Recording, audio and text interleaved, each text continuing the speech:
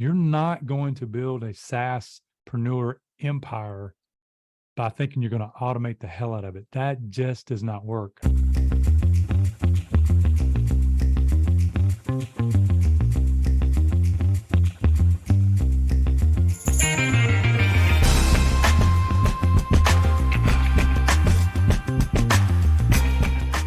Welcome. I've got Sean Greenway and Javier Velasquez from Lead Dragon joining the show today. They're going to talk us about through their journey. How you going, guys?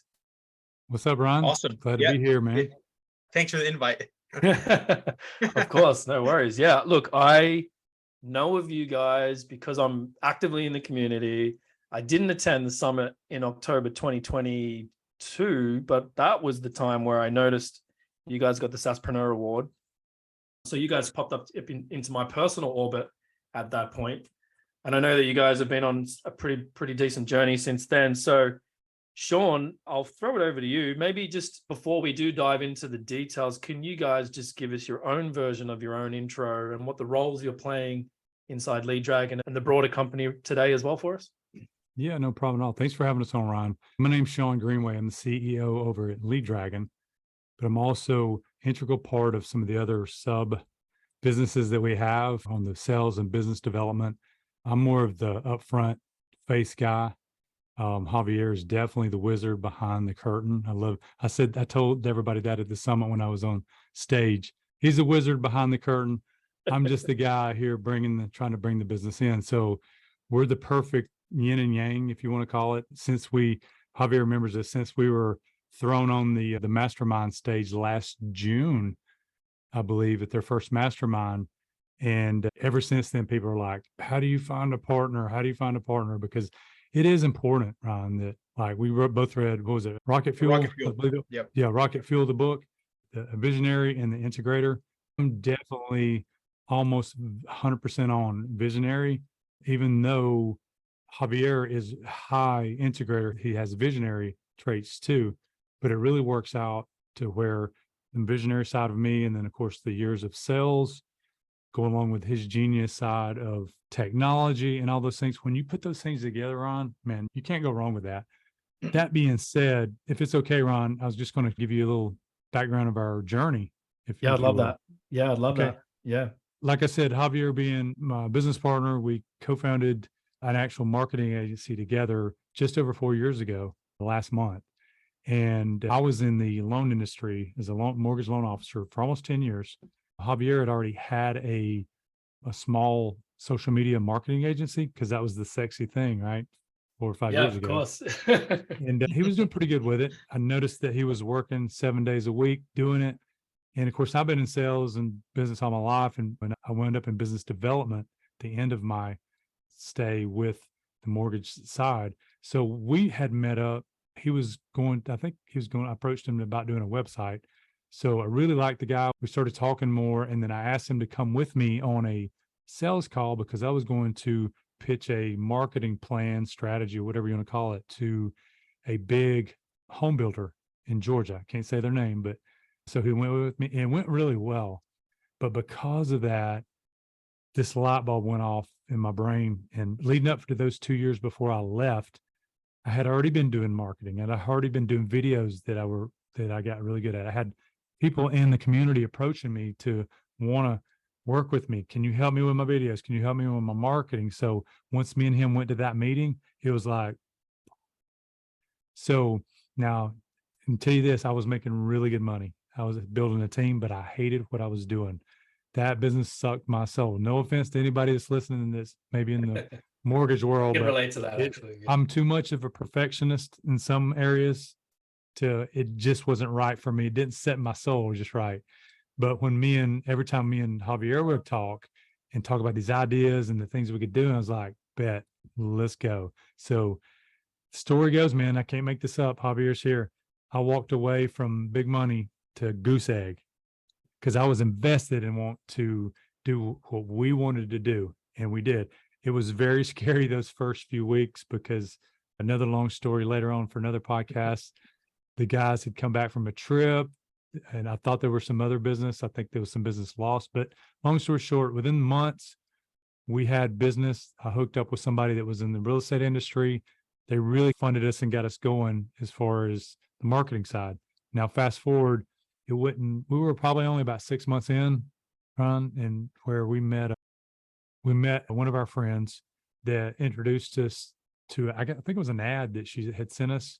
So we got hooked up with GoHighLevel in November 2019. And then really for that first year, we were just messing around with it. We were using it for fulfillment in our agency. It was really cool because we could send somebody a text when they got a lead. And yeah, this is fun. Well, story goes, about a year later, woke up one day and I was like, Javier, let's sell this stuff. Let's sell these sub accounts. So we picked a name, Lead Dragon, we picked the colors, we started putting all that together. So we started going forward with it. We started implementing into some of our current clients, just started using for that. And then finally, we had a guy that come off the GoHighLevel site under the partner area, and he started working with us. And within a week, he messaged and said, hey, man, can you talk to this guy in Atlanta? He may like this too. And I was like, sure. And then he called me a couple of days later. I got another guy. Can you talk to him? I'm sure. After about 3 or 4 people, I was like, ding, another idea. So I was like, I'm going to start an affiliate program. Boom. And Javier knows the nights that I spent on Zoom call after Zoom call, meeting with these people and all of their mentees, is what they call them. It was a grind, but really, I know I'm going long-winded on this, but dude, all we've done is replicated what GoHighLevel teaches. Start, don't try to wait for something perfect. Start, do your thing, promote, try to get the sales, get an affiliate program, which have worked really well for us. So now you fast forward, okay? We're about 2.5 years in on our white label of like actually selling it. We've got the awards and accolades. Yeah, we fought for that. We really did. And it's a grind. But because of that journey, Javier and myself, we've identified things within the community because we've met a lot of great people in the GoHighLevel community on the conferences, meetings, Zooms, webinars. And let me tell you, that's the best way to get immersed in the community is go to the events. And because of that, it breeds ideas. And we've had ideas about expanding what we do, even with GoHighLevel, because artificial intelligence rolled in this past year to everybody. So we've just popped out and got a couple of AI softwares going. And Nice. Javier's kind of a spearhead to those. I still maintain the business development and sales in all angles that we're doing in the business side. But Javier, obviously, because he's the tech genius, knows what he's doing on the artificial intelligence side. We grabbed another partner on that. Man, it's been a hell of a ride, Ron. And I tell you what, I wouldn't trade it for nothing because of what we've done. We've been in the trenches. We've been on top of the mountain. And now because we attract people like you saw us we get to talk to so many people now. And it's so amazing to be able to share stories and we have nothing to hide. We tell people how we do it. And they can go, we're probably the most ripped off brand in the community with our, Javier can tell you about that, about people we catch ripping our copy and everything. But plagiarism's the highest form of, I don't know, complimentary or whatever it's called. But yeah, it's flattery or whatever. Flattery. Yeah. So if you don't mind, I'll just jump in and ask a couple of questions on that, if you don't mind, Sean. The transition to selling sub accounts, what would you see as, is it paradigm shifting in the company, in your mindset, in your sales process? Because you go from, ultimately, I guess you were delivering services to then delivering software. Yeah. That's a large chasm to cross, not only for you as an organization, but for the users, if they're existing clients. What would you say was some of the biggest challenges in getting people to drink that Kool-Aid? One of the biggest things that was a mind shift for me and Javier both was, and I don't even know who said this. I don't know if I saw it on a video. I can't remember if it was in a meeting, but somebody said that support is easier than fulfillment. And that turned it for me right there. As bet, let's go. As we say in the South, hold my beer, watch this. Me and Javier both, because it was tough. It still is tough in the agency side of the world, because no matter what you put out, you never make someone happy, because the churn on a lot of stuff in that industry is 3-4 months, if you're lucky, no matter how well it is, how good the leads, whatever. So I think when I finally that turned in my head, then I started putting the pieces together that no wonder people churn, even if it's good, because we had no way of showing them or proving to them that they're the ones that are not doing the right thing.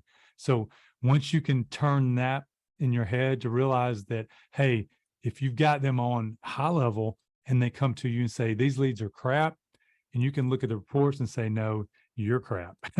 Because then you can actually show them the reporting. So it just makes it so much easier to deal with that. And even today, we've attracted some bigger names, bigger companies to try to work with us. And we just realized that 2 years ago, we would have been like deer in the headlights. There's no way we would have thought of stuff like that. But every week we see something different. You're not going to build a SaaSpreneur empire by thinking you're going to automate the hell out of it. That just does not work. Javier knows 100%. Those first, he's been on hundreds and hundreds of onboarding calls.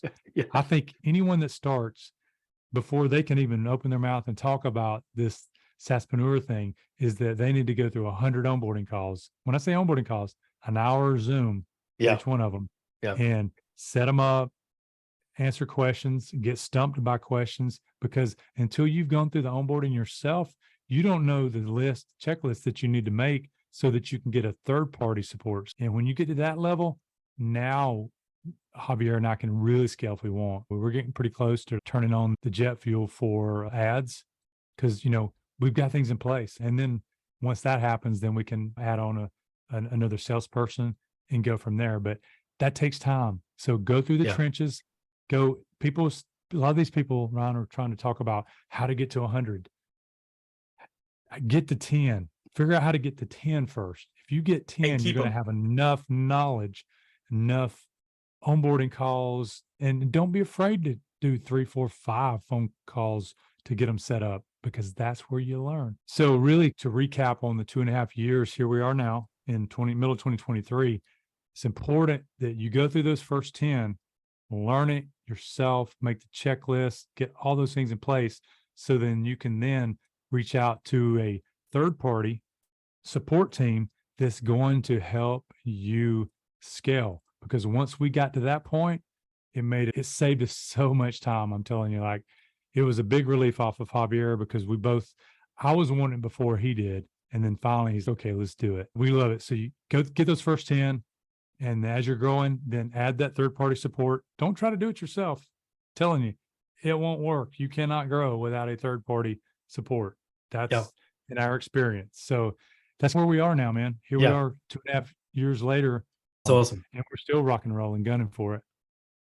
So I obviously agree that being the owner of a support company, it's a good idea to do that. What I'm interested in is what does your sort of team look like now in terms of what is the numbers around? You share these or don't share these, that's okay. Maybe just some ballpark figures. The number of clients that you are actively have subscribed to your white label lead dragon. And then secondly, what does the team internally look like beyond yourself and Javier?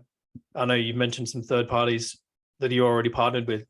Do you have 20, 30 people running around, or is it just a 2-man band still? What does it look like? So we're actually running a very lean, skinny team over here. Okay. Yeah. I'm not going to give you the number, but it's skinny as all get out. Okay. Yeah. I promise you that. But the good thing, we've been able to sign up over 200 accounts. Yeah. We've had, and just like in any industry, we've had churn, but we've learned from the churn, right? So now we're at a point to where, honestly, we haven't hired on any more people just because we've done really good running lean right now, because we do have these other businesses that we've started up because of high level that complements it.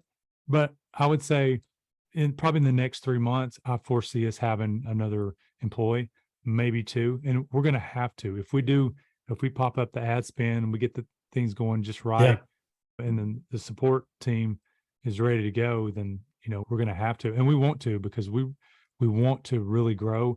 We're by no means even close to some of the top guys in high level with their awards, but we're some of the original OGs that made that first 100 round last year. So we'll forever be on the wall of fame and Yeah. high level hallways, Javier. Think about that. Yeah. One day they're going Yeah. to have a hallway and it's They Sean will. and Javi going to be up there and be like, yeah. Yeah, I So 100% that's agree. kind of where we're at. Yeah, look, I'm actually like, as an agency owner, I'm actually super jealous. I did a series on YouTube last week where I basically was implementing the advice that you just gave anyone listening, that I every now and again, I work with affiliates. They always ask me the same thing around snapshots, around niching down, et cetera, et cetera. And my answer is pretty much consistent with what you just said, Sean. You don't just go and speak to someone who owns a business, onboard them, ask them a bunch of questions, and then just do that a few times. And then you might start to get an understanding of that business. If it's a plumber, you'll speak to 3 plumbers and they all say a bunch of different things. You go, oh, okay, maybe that's a scalable, repeatable thing that I can do, that I can implement. But maybe you don't like them. Maybe you don't like plumbers, right? So don't talk to them anymore. Maybe they're difficult. Yeah. But then I also say, if you've spent 20 years in mortgage broking, right, then why not bring domain expertise, subject matter expertise, integrity, trust, and all of those things that your experience and knowledge would bring to having a conversation with those people, and blend it with the technology and show people some promised land, and that story, that anecdotes that you can drop during those activations, those onboardings, those demos around when I was a broker, I would have died for this kind of automation, response, lead time, conversion rates, blah, blah, blah, the ability not to have to go to 5 separate systems or whatever it is. And that story is extremely awesome to be able to convey. And so you have an advantage to work in that niche. But then I also say in the same sentence, but if you hated that niche, don't go and serve that niche. Like, you left mortgage broking because you didn't like it, right? Don't go and get 100 mortgage brokers. It's funny you're talking about this, Ron, because Javier's probably giggling inside over there. You would think that maybe we should have went after mortgage brokers and real estate agents. Trust me, we've thought about it more than 100 times. Yeah. And they find me now because of the content we put out. But I don't know, I was so burnt from that industry.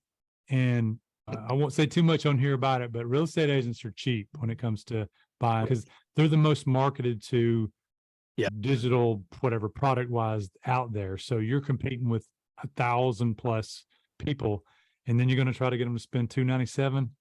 Not going to happen unless you really got it down packed. And we just never, to be honest with you, because we move so fast, we never slow down to make that package right. Yeah. We might one day, as we grow and as we're evolving, we're probably going to find a smooth landing for those, because it would be easy as everything for me to just open my Rolodex. Yeah, exactly. And get 1,000 of them in. But we just got to have and Javier's always talking to me about that part. He's like, man, we just got to have the right offer and the right solution. I was like, I know, but I get a brain aneurysm when I think about that industry again. I know exactly what you're talking about. For me, that I can relate in that mine is B2B sales teams, growth teams. I basically don't want to work in B2B ever again. Being in the high level community, running an agency now, still have an agency that serves a B2B space, but I'm just not getting anything out of it. I've had the same conversation 1 billion times, and I'm just like, it just doesn't fill me with purpose and passion. And I know I could kill it if I just wanted to double down and continue to serve that niche, but I just don't, and I'm going to speak to pest control people, right? That's my latest thing. And that is actually super exciting for me. Okay. So I want to get on to some of the exciting stuff here. Javier is the exciting new ventures guy, right? What do you got going on? Yeah. As Sean said and shared in really our journey, it's when you have a SaaS and GoHighLevel, it's almost done for you. Like, a lot of the people joining GoHighLevel now, starting their white label SaaS in 7 days or whatever challenge, they have no idea how good they have it with all these validated features. You have to build an MVP. There's no development cycles. There's no feet. Like, these are all proven features in the marketplace. Just make a dang offer and have a target audience and make content marketing around it. You're going to get a few users and then build on top of that. But we've always also wanted our own SaaS, like our own standalone SaaS. And the GoHighLevel community is just an excellent sandbox community to launch stuff in. And we built tools that started as internal tools for us. And then because of, I guess we give a lot of goodwill out there. We help a lot of people out. The agency SaaS stuff, we do coaching, but it's just a free call. We really don't have anything to sell. We're not really coaches. So we built a lot of great relationships just in the GoHighLevel community, whether in person at the masterminds or on calls like these. We love to hop on. Even if other people were selling to the same type of people we are, we don't care. We just want to connect because the ecosystem is still in its infancy, in our opinion. So with that being said, we almost see the GoHighLevel SaaS. It's not that we've cracked the code. We've already know we just need to spend ad spend here, have an offer here, hire someone to do the demos or pack Sean's calendar, and then blah, blah, blah, right? So we've used our GoHighLevel SaaS as like a cash cow to fund all these other little ventures. And with our relationships in the agency, we've managed to find some pretty good unique fits for products that now are used by hundreds of GoHighLevel white label agencies that are going to complement their SaaS, provide that unique differentiator that a lot of people crave. And yeah, so our first company was white label GPT-3, which is, I don't know if you've seen it out there. It's used by a few hundred GHL agencies. It's pretty plug and play. It's just a dashboard with a bunch of general AI prompts that spits back out stuff. It's powered by your OpenAI key. They sign up, you put in your API key, and then you can iframe it inside your sub account. Pretty easy, pretty simple. Now, that was our first test in the marketplace with our own SaaS. We quickly signed up a ton of people and we started getting a ton of feedback as if we were Sean Clark almost, right? In the group. And so we got a lot of really interesting feedback. And that project was one of those sort of maverick cowboy things that me and Sean love to do. Because I remember texting Sean, go buy this domain. I didn't even tell him for what. I didn't even tell him my idea. It was like 9 p.m. and he bought the domain. He says, bought. Okay, good. And then by the end of the next day, I already had a website up and theme. And what's the domain? Yeah, the domain is whitelabelgpt3.com. Love it. Yeah. Yeah. Cool. And as soon as we got it, we launched in the group because, again, if you build good relationships in the community, even with people who serve your same sort of avatar, there are network effects in the GoHighLevel community, especially as a third-party provider. And one good testimonial in the group can literally net you hundreds of signups.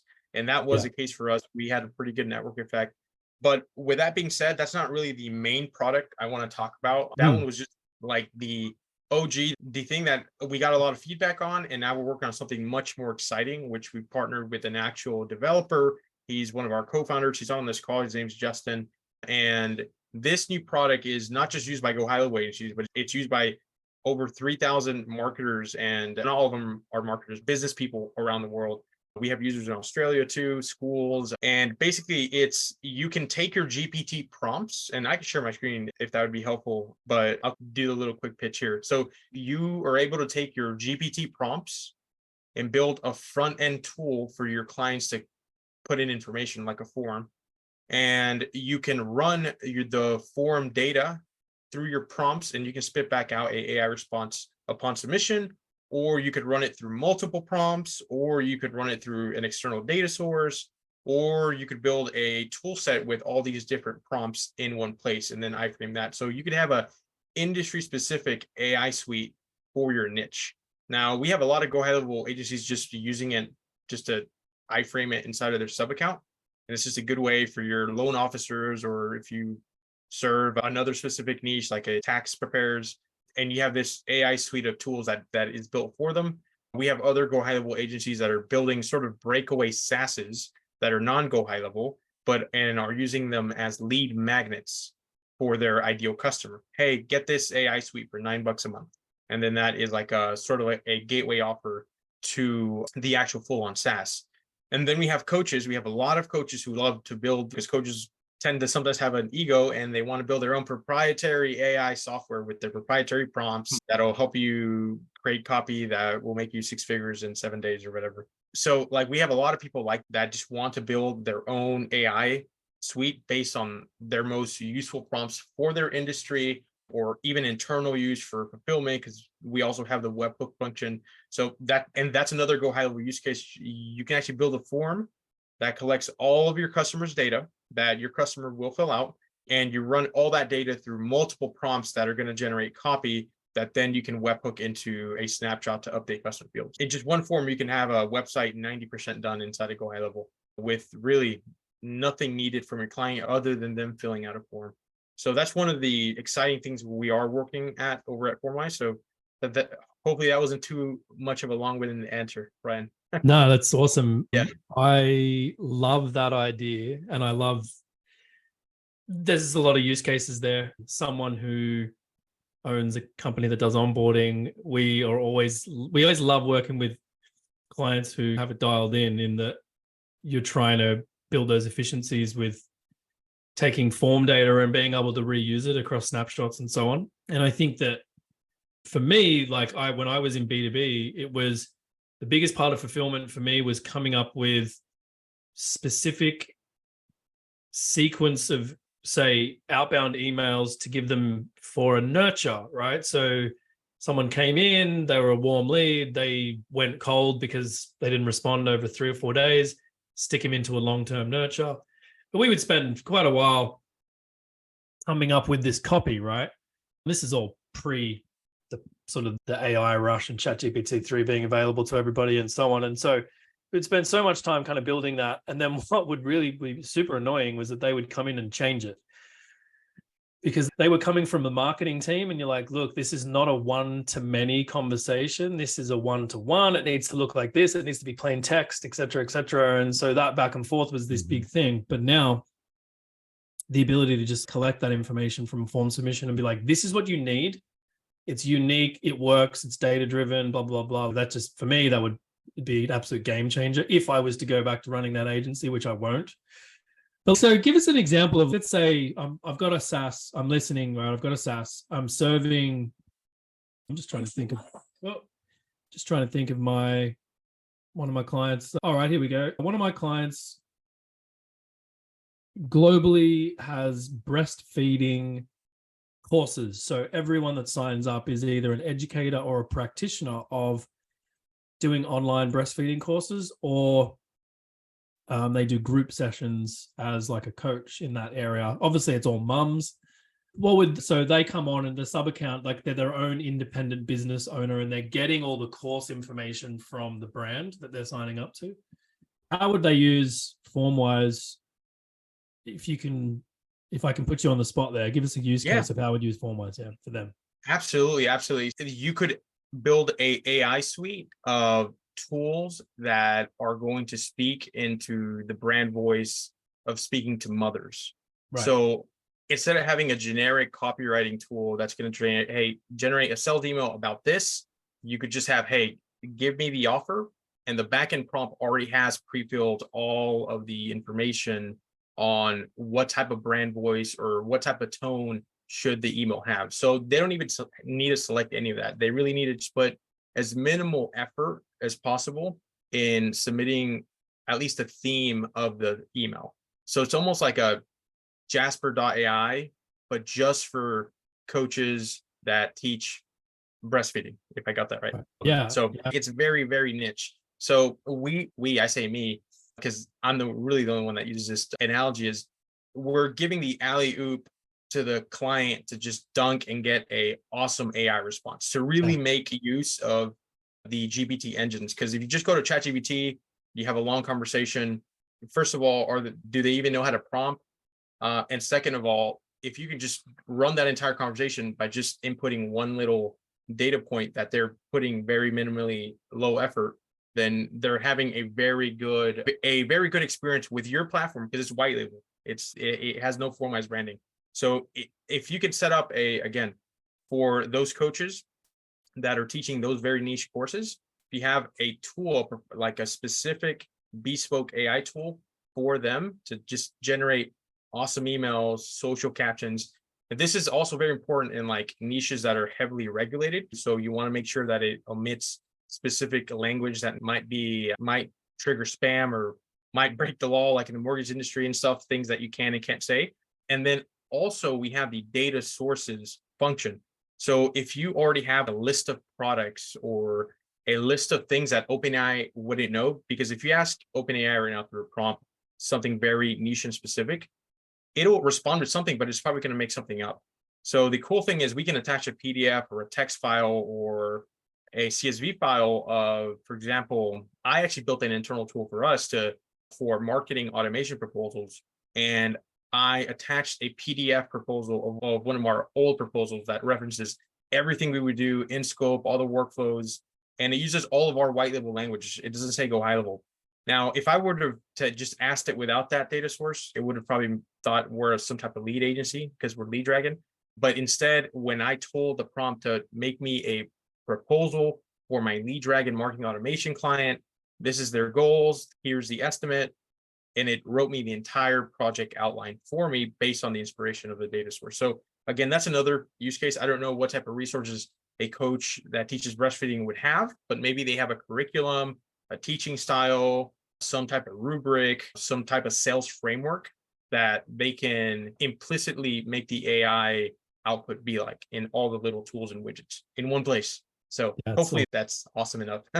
Yeah, I've seen their make scenario, Integromat scenario. So they've about 1 million objects on that thing to update all the custom values. And one, having that being conversational, two, being generative would be a game changer. And in fact, I'm going to introduce you to them straight after this call at some point today. Yeah, awesome. Okay. And you mentioned about some numbers there, 3,000 people using it and so on. It's not just for high level users. It's not just for people with a SaaS. Like you could just use this independently to operate as a, like you said. So if I've got a lead magnet landing page, something like that, I'm taking the values and I'm doing something with it, and it's literally not related to high level at all. Like it's just an independent product.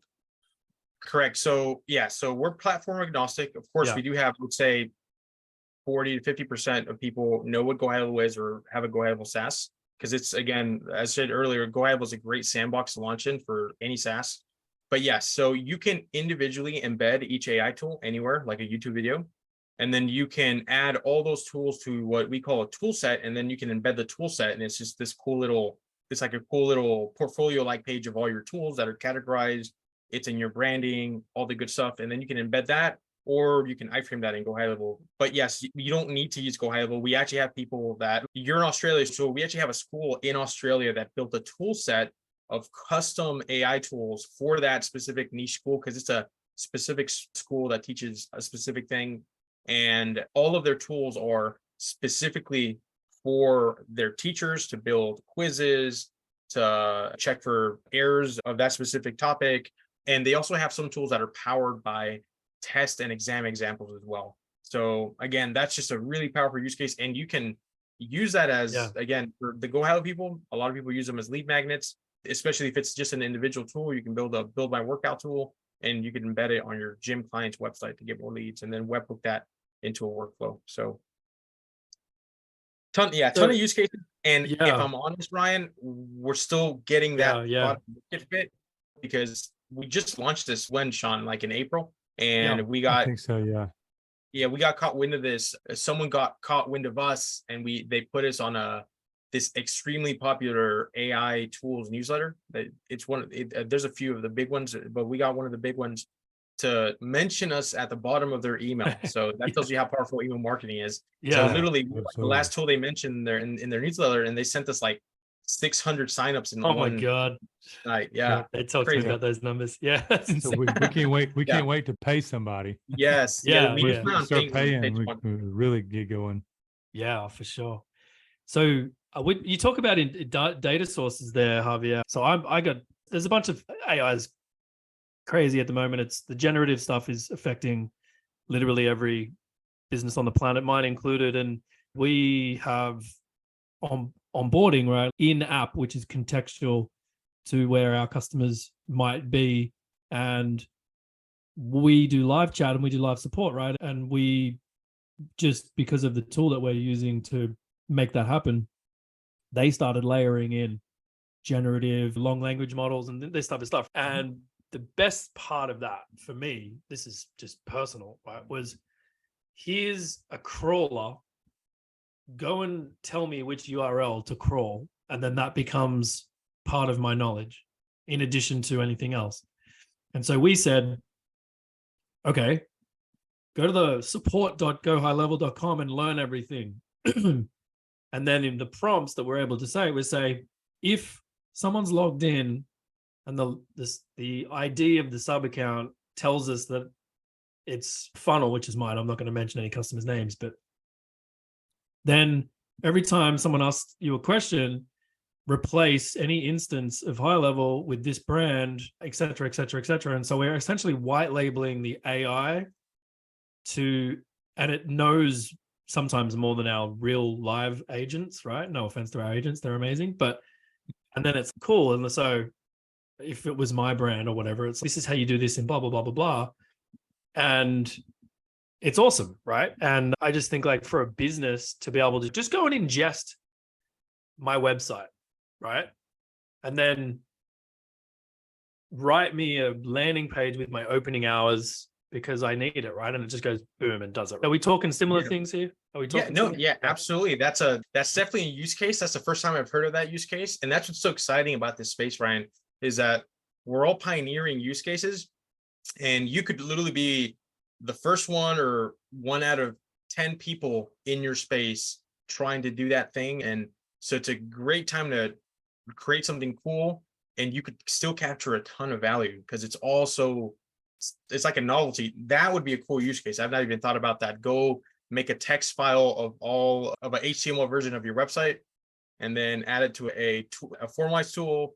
And then you could ask the tool to generate or rewrite all the copy off your website into Alex Ramosi style or something like that. Yeah, right? well, It's like something cool. I don't know how they did it, but and I'll share with you the platform that I'm using, so maybe you can go and get some inspiration. But yeah, they were just like, not only are we ChatGPT's knowledge, but you can go and crawl an index like Google goes and indexes pages, any domain, and you just go boom. And so the way I've demoed it, it's like I get on a demo call and I say to the customer, so what's your website? And they go, it's jacksplumbing.com, right? And I go, Jack's Plumbing, boom. And then I launch the bot and it goes, ask me a question. And I go, what's your opening hours? And it goes 7 till 9. And you go, when was the company founded? And it goes, it was founded in 2017 or whatever. And they're like, what? And then just like that kind of thing is so cool. Anyway, that's slightly off topic, but so you just gave me an idea. Let me write that down. Okay, sure. cool. You'll give me a good idea. Just send me the shareholders agreement, Sean, and we're all good. Yeah. So the future obviously for that is awesome. Even myself, I love hearing all of that. And what I personally love is products that make it to the general market that started life as an internal tool, because the problem was it was a real problem and it was personal. And you painstakingly probably had to figure out how to make it work for yourself first. And the most important person to the builder of the product is themselves and their own business. And so then when you bring it to market, it's not, we think the market wanted this, so there we go. We're like, we had this problem, we fixed it. And then I showed it to some people and they were like, whoa, we have the same problem. And the best for me, like the best product-led companies start life like that. Slack was a game, and then the tool was how they used to message players inside the game, right? Like crazy pivots and stuff like that. So I love that. Where do people find that? Is it formwise.ai? Yes, it's formwise.ai. And I was amazed that domain was still available after the AI run. People were probably buying hundreds of domains with the AI extension. But it's formwise.ai. That's awesome.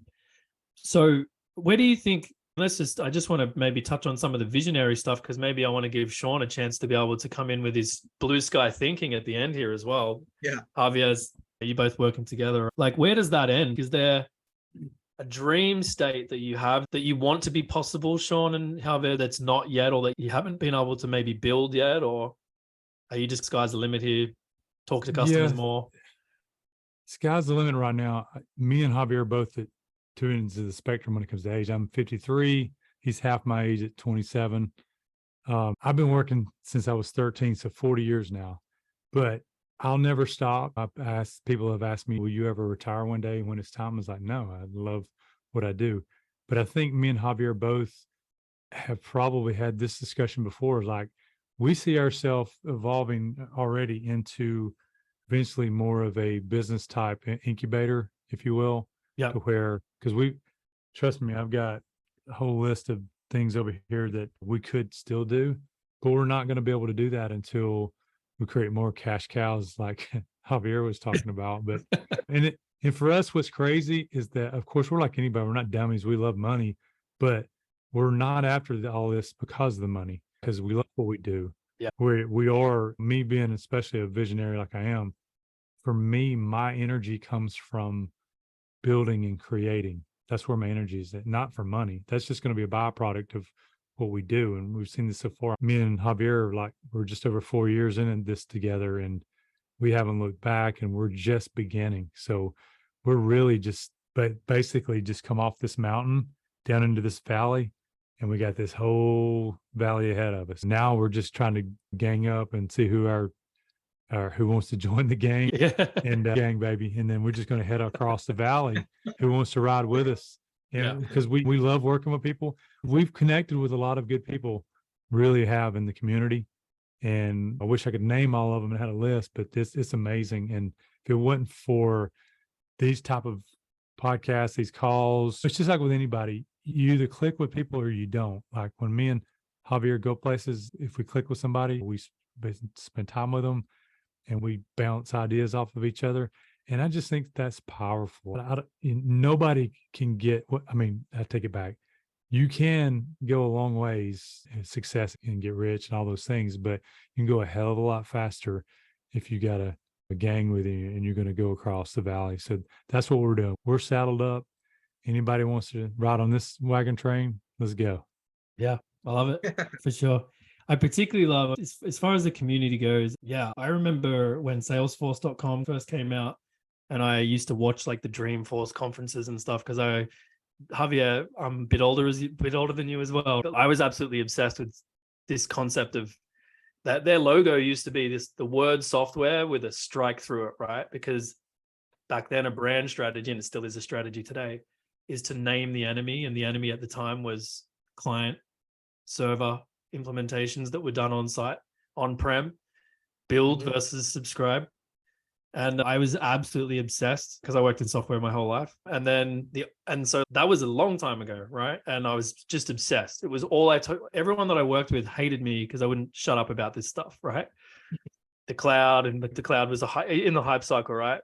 Now AI is the hype cycle, but never have I been more excited about the opportunity that lies ahead with companies like GoHighLevel building a platform, which is almost getting to the point where I feel like it's almost like a no-code marketing and sales automation platform. It's insane, where I don't have to go and build AWS infrastructure and pay for compute time. I just have it for this fee every month. And you can just go and build it ridiculously. I could have 1 million daily active users and it costs me $97, or it costs me $297 or whatever, like crazy. Plus with AI in its infancy, in the generative space, the long language model phase or whatever, and being able to augment that and build on top of that.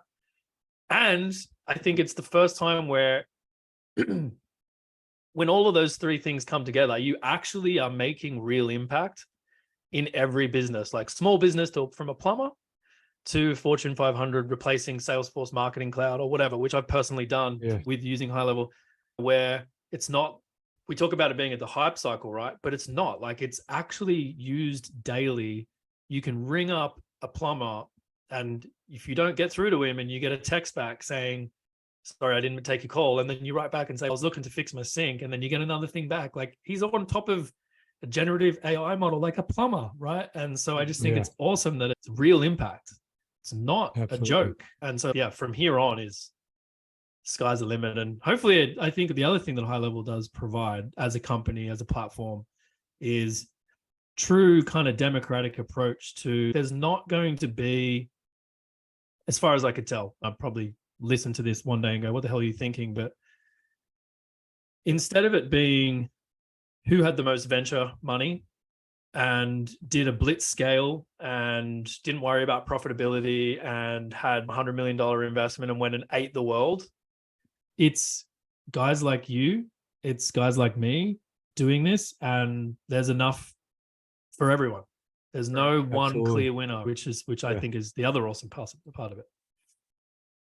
Yeah, and Oh, Go ahead, go Avi. Sean. Oh, yeah. And to think also is, for me, high level is becoming more and more robust, as you said. And it's like the barrier to entry is still low, 297 from a cost standpoint. But for someone to deploy quicker, I can see how crowded it is. And there's a lot of analysis paralysis because of all the bells and whistles, which is ever more important to partnering with someone like you, Ryan, that you understand that entire since the beginning. You've seen the product evolve, and you can quickly assist someone in making those decisions if they're serving a specific industry. Oh, just focus on this. Who cares about the social media planner, or who Right. cares about this whatever content image AI stuff, or whatever new belt, like the community stuff that dropped the other week. I think veterans, OGs, like people who've been in the high level ecosystem for years, we're becoming more valuable. Hopefully our stock continues to grow as we're in this space. Yeah, segueing off of that, I was going to say itself, like we were one of the original OGs, if you want to call it that, and we were the kind of the first ones to not be afraid to let people know that this is high level, because it's not like that anymore. But a year ago, especially 2 years ago, if you were on a call with someone and they would say, "Hey, is this high level?" There's a lot of people in the community that run from that. And we leaned into that because we knew really quick this is going to be across the board eventually anyway. So we just, like, on to this day on a demo, when I do demo calls, if somebody says, "Is this high level?" Say, "Yeah, absolutely. This is powered by high level. And we've done this and this to it," talking about the support side, the classes, all the things we offer. And then I just keep going right on into my pitch. And it's never talked about. But now it's already, you fast forward to 2 years to now, we're actually, like Javier's talking about, it's getting so advanced and going to be Salesforce like probably within the next 6 months. Your average Joe on the street, most of them can't use it now. It's going to get even more so to where they can't. So if I can give my last word of what Yeah. our future is, that we've evolved into realizing that. Me and Javier both probably a year ago even said it to each other in conversation. We're going to have to become a standout when it comes to high level, and we do. Anybody that finds us on our marketing website, or Lead Dragon, or Agency SaaS, all these other ones, we put it out there. We're Go High Level partners. We're experts, and whatever you got to show that, because now we're actually getting business because of that. There's people that join high level, like these small companies, they do not know what to do. I'm sure you get them too, Anthony, but is that we now have got people call us up and say, "Hey, I got high level. I don't know what to do with it. Can you help?" We're like, "Absolutely."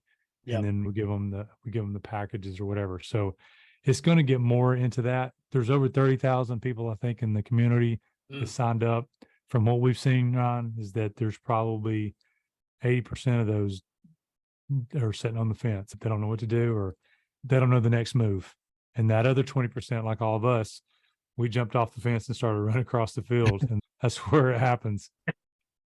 Get off the bench and get in the game. Yep, 100%. Yeah. Look, that's both of what you just said, the sentiment behind it, I completely agree with. Javier, what you were talking about, analysis paralysis. It's so easy to become overwhelmed because of how much they ship, but they ship so much because I think it's just part of the culture of the organization. But I'm not turned off by how much they ship. I like how much they ship, because the more the stack becomes more broader, more flexible, more robust, the more it requires an operator. It's no longer it's not a consumer piece of software. It's essentially a platform that has to be built on top of any application inside of AWS, GCP, whatever. And there's different levels of specialization, right? There are true, what I would call you guys, which you'd be like the ISV, right? Level, right? And then you've got integration partners, and you've got that sort of that, and that ecosystem is becoming, I never want to compare it to the classic ecosystems that we see in like Microsoft or whatever, but it is going to look like Salesforce. It is going to be like, I go and talk to my energy company about my electricity bill. Chances are, when I have a conversation with them, it's running on Salesforce. But do I ask, is this Salesforce? You don't care, right?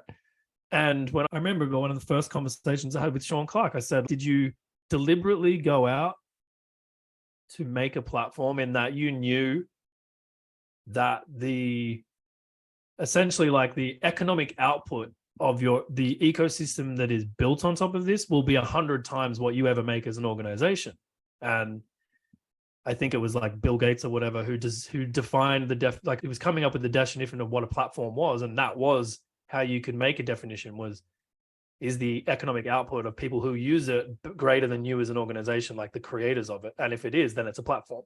And that's certainly true in HighLevel's case, and it's brilliant. And I think he said he never deliberately did it, but then the way that they did it for agencies or whatever, like it evolved as that. And I'm like super thankful that it did, because I think it's the best model that we could have asked for. So yeah, I don't know. Yeah, that's awesome. You just blew my mind with that, because golly, that's such an awesome definition of a platform. Because because we smart guy, that Billy Gates. He's a smart guy, that guy. Yeah. It was good, it was a great insight. Yeah, he's going places, Sean. Yeah, exactly. Look, I think we've run out of time, but I could sit here and talk to you guys all day. So look, thank you so much. Anything else you want to plug or get across to anybody? I will put links, of course, in the show notes of the podcast, YouTube link descriptions or whatnot. But anything else you want to say for a call to action or plug or anything like that right before we end up? Yeah, the main thing I want to say, definitely check out the link, the formwise.ai. We're 100% sure that a lot of people in the community are going to be able to apply that to, even if they got a high level or if they don't. It's just artificial intelligence is not going anywhere. So if you're sitting on the bench out there, you better get off the bench, get in some plays.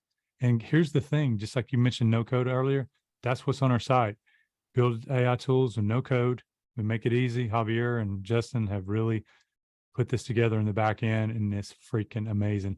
I am a non-techie guy, just so you know, Ryan, but let me tell you, on there, a lot of the stuff, just like high level, it's some drag and drop, the prompt chaining, personalities, the temperatures, the different, what would you say, OpenAI things to use, from DaVinci to GPT-3.5, Turbo, 16K, all of those things, they're really foreign and Chinese to me.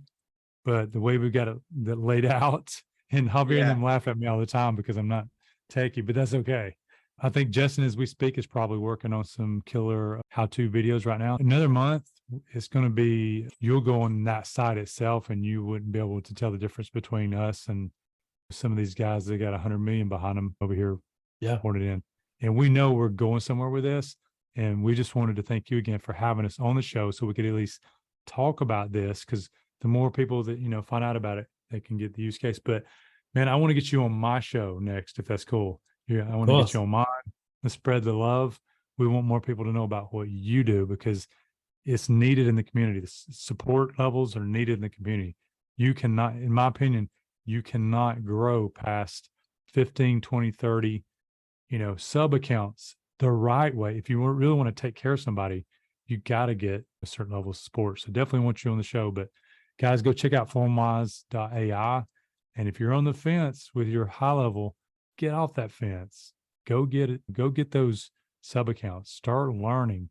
Get to the level to where you need that outside support, and then you can skyrocket and scale. And you can be on stage with all of us. Yeah, like Ryan and Javier. Yeah.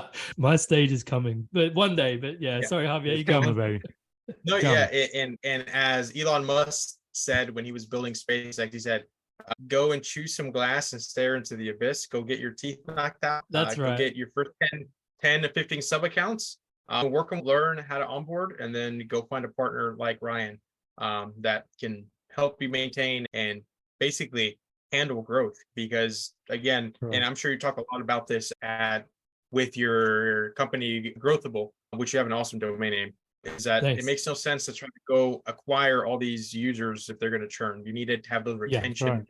That all that post sale stuff is so important. Yeah, that's my last plug. No, that's awesome. Thanks. That's awesome. I appreciate that so much. Look, guys, thank you so much. Sean, Greenway, Javier, Velasquez.